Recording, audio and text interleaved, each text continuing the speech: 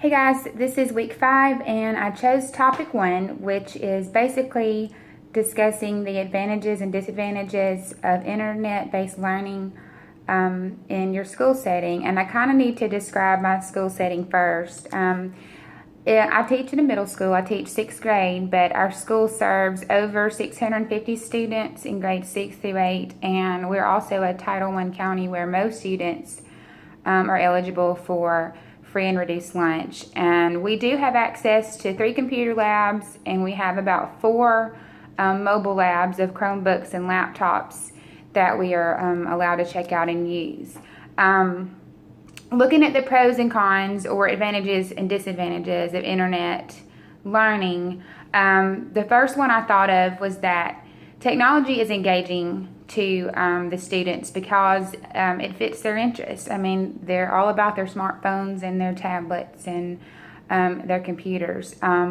Also, they can work at their own pace as long as deadlines are met. If they understand there's a deadline and they can work at their own pace, that's also a good thing. On the flip side, technology can be very distracting, especially for middle school students. They're used to listening to music or looking at YouTube or other social media, and that can be kind of difficult to manage in the classroom, or more so being difficult, it's a challenge to monitor, especially with kids using smartphones. There's other monitoring software and you can use to, like in a computer lab, but using smartphones is a little bit more of a challenge to watch over them and make sure they're doing what they're supposed to be doing.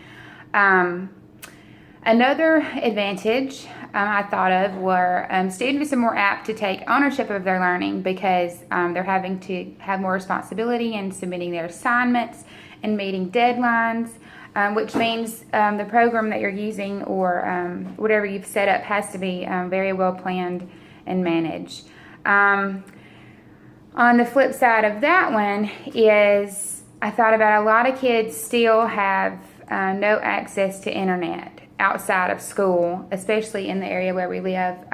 Believe it or not, we still have some students that do not have access to internet, or you'll hear excuses like we ran out of data, or my mama wouldn't let me use her phone, or and some of those things could really be legitimate. Some of them are excuses because they don't have any support at home. So you have to provide a computer for them in the classroom or in the computer lab.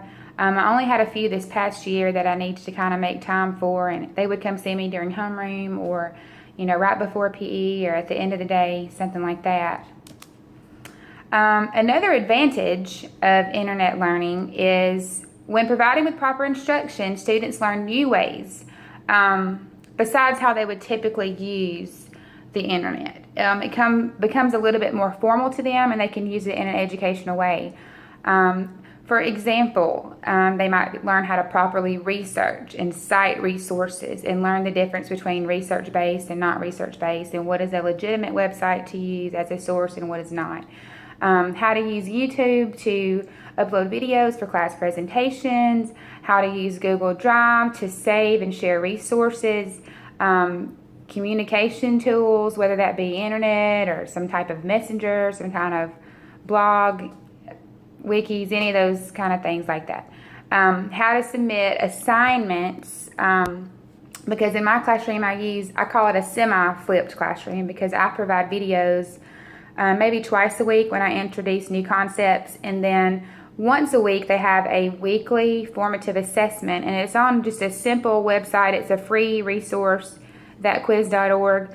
You can design your own test, or you can browse through ones that have already been made, but just for students to use, be familiar with, and use those kinds of things. That's all for this week, guys. Thank you.